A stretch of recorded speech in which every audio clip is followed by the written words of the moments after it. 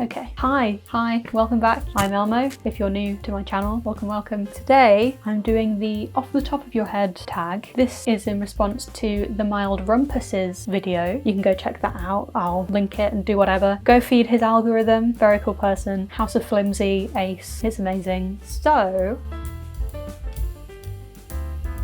where better to start than with question 1. What was your favourite picture book as a child? I really liked the fish one, like the rainbow fish. I do remember we did have like a pop-up book, like a moving book, like you pull a tab and a thing moves, about a mole who got poo on his head. But I think my favourite picture book as a child would either be The Rainbow Fish or A Squash and a Squeeze. That was a really fun book about an old woman whose house is too small, and so they fill it with a bunch of things until it's like you can't move, and then they get rid of everything. She's like, oh my god, it's so spacious. Question 2, what series did you love as a child? There were a few. The Jane Blonde series, loved that. There was a book series called Something Wickedly Weird about a boy called Stanley who was living on an island for some reason. There were like pirate skeletons and things. And there was also, is it Spike Milligan? Cheeky Google. Yes, A Children's Treasury of Milligan. There's a story in that collection that has the story of, I think it's a knight who saves something from a monster, and it's all very silly and kind of Monty Python-esque, but I will probably say Something Wickedly Weird or Jane Blonde. Both of them very fun series. Question 3, what is the worst book you have read or tried to read? I can show you. Do we remember this? Unfortunately,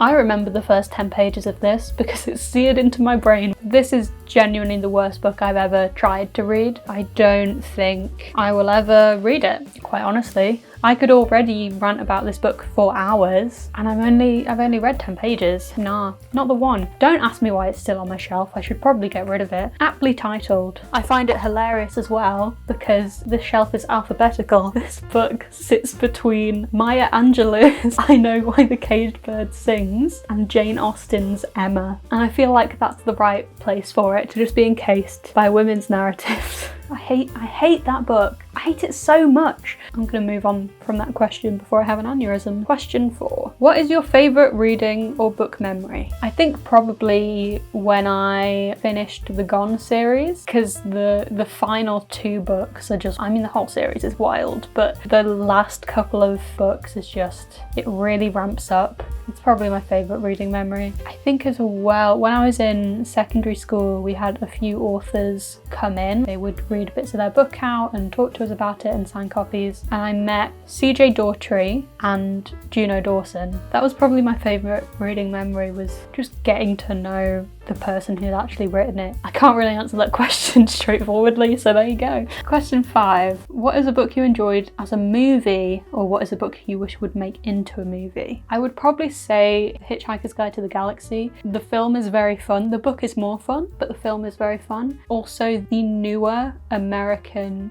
Dirk Gently series. I think the books are wackier than the actual series, but I feel like if they did it true to the book, no one would watch it because it's just a bit too insane. What book would I want to see turned to a film? I mean, any of my dystopias, honestly. Fahrenheit would be an interesting film. I'm aware that there have been film adaptations previously, but they weren't adapted by me, were they? So, you know what?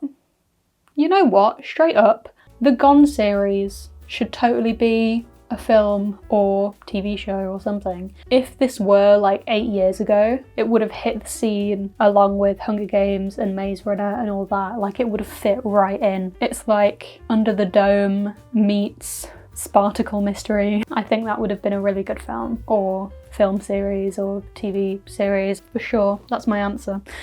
Does anyone know where I put my phone? Question 6. Who is a character that you would like as a friend? I mean, Katniss, right? Katniss Everdeen? If she was in this world, not if I was in hers. I could finally actually learn archery rather than just follow instructions people give me that won't work for how weirdly flexible my elbows are. Katniss Everdeen would probably be who I'd want to be friends with. Question 7. What is a place that you would like to visit because of a book that you read? There's a lot of places I know I would not want to visit because I read a lot of dystopia. Probably Paris, but the Paris from Giovanni's Room where it's just everyone's gay. You know what? I think Discworld. Like The Colour of Magic, not The Counter Continent, the other one. I haven't read enough of it to know all the names. I think the Discworld would be a really interesting kind of story world to be in. I think that would be a vibe. Question 8. What is a non-fiction book that you would recommend? I haven't really gone through my non-fiction recs with you guys yet, so let's maybe do that right now. Wow, look at that. So,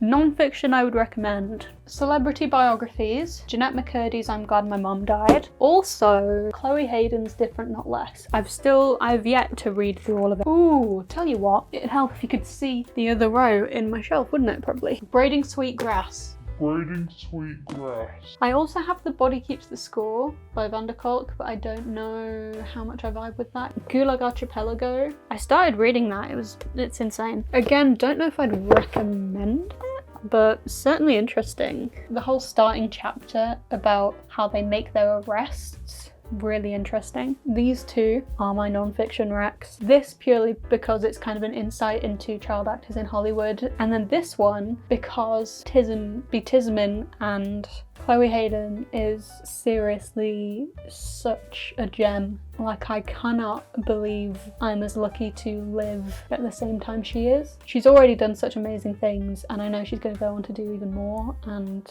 honestly I'm just in awe of her. That's Alma's bookshelf. That's this segment over, so I'm going to try and show the camera back now.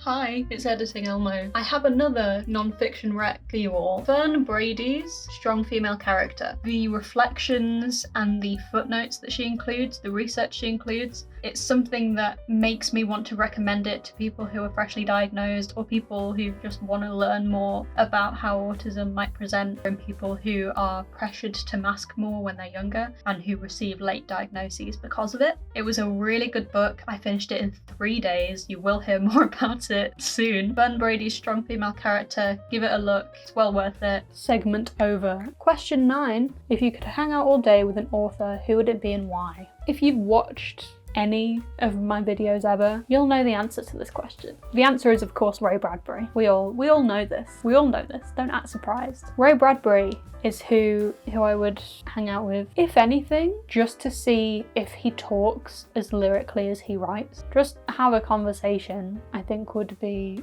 amazing. I'd ask him more about how he wrote Fahrenheit, because I think that in itself as a story is wild. I'd ask him about the crime stories and if he ever had ideas that could be their own like full book. There'll be hundreds of throwaway ideas and characters and plot points that have never been seen or read, and I think I just want to read all of them.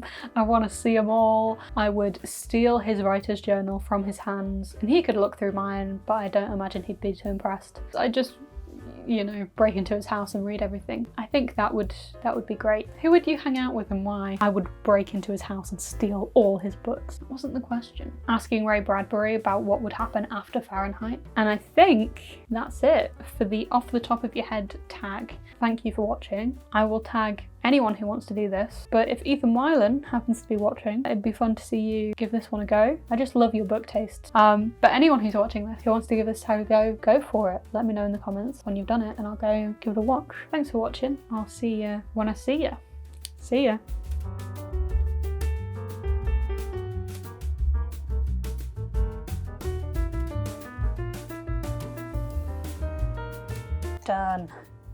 Done.